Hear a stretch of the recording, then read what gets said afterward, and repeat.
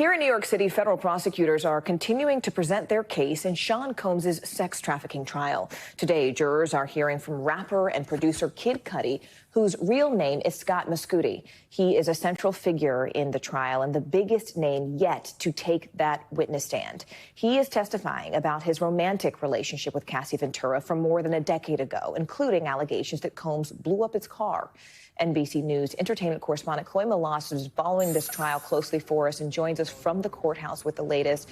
Chloe, you have been following this trial since before those jurors took their seats. Tell us more about Kid Cudi's testimony. I mean, how could this essentially bolster the prosecution's charges that Sean Combs engaged in sex trafficking? Hey there, Morgan. Good morning. I was just in the courthouse and I listened to all of Kid Cudi's testimony.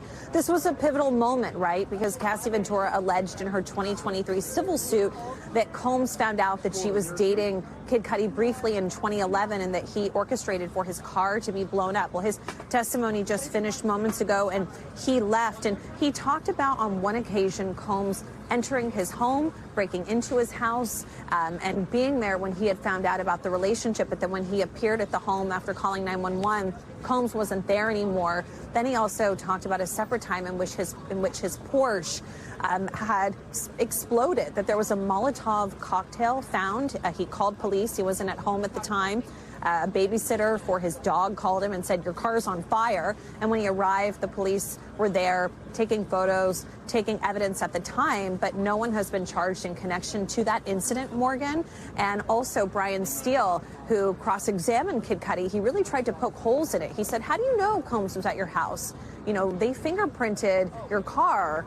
And actually, those fingerprints belonged to a woman, but then he was overruled, and that line of questioning didn't continue. But perhaps that's something that we'll see when Combs' team puts on their defense. Also, they really pushed Kid Cudi today on what proof do you have that Combs entered your home? There weren't your surveillance cameras didn't capture footage that day. When you arrived to the house, Combs wasn't there. So again, it's really interesting. Morgan, I just want to say, when you hear one side of the story, right, you read the indictment, but then when you hear the other side of the story, remember, there's two sides to every story, and they definitely, Combs' team has done a good job at trying to poke holes in a lot of the witness testimonies so far in this trial.